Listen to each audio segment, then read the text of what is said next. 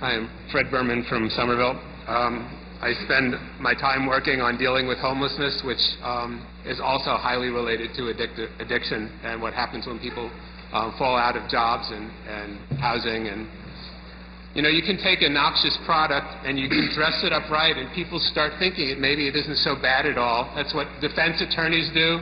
That's what the smoking industry has done, and that's what the gambling industry is trying to do right now.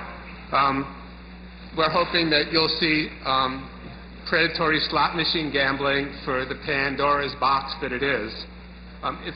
Imagine, though, if you were being asked, instead of entering into a partnership with the gambling industry, entering into a partnership with the tobacco industry, because that's something that we're beginning to understand now.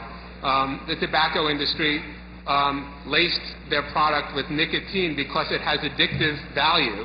Imagine if you were being asked to enter into a partnership with the tobacco industry and share in the profits and explicitly licensing their lacing of cigarettes with nicotine. That's what the gambling industry is doing by creating a class of slot machines that are highly addictive.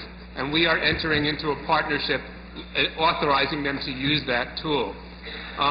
You've heard a lot about what the problems are with that industry. I want to step back a second, because this is all about jobs and revenues.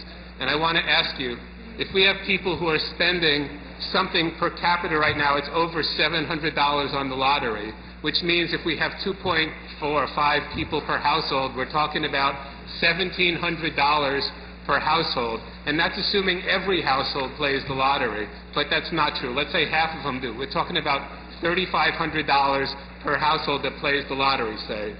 Now, when we start talking about jobs in the gambling industry, maybe paying in the mid-20s, that means, let's say they take home $25,000 after taxes.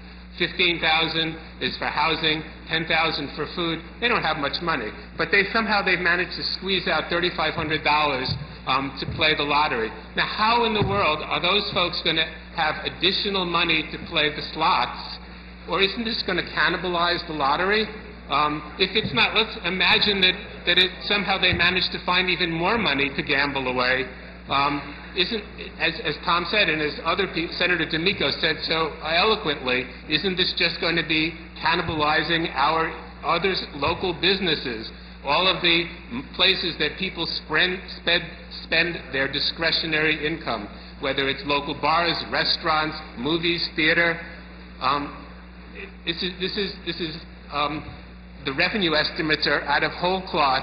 They assume somehow that people have infinite amounts of discretionary spending. They are not realistic.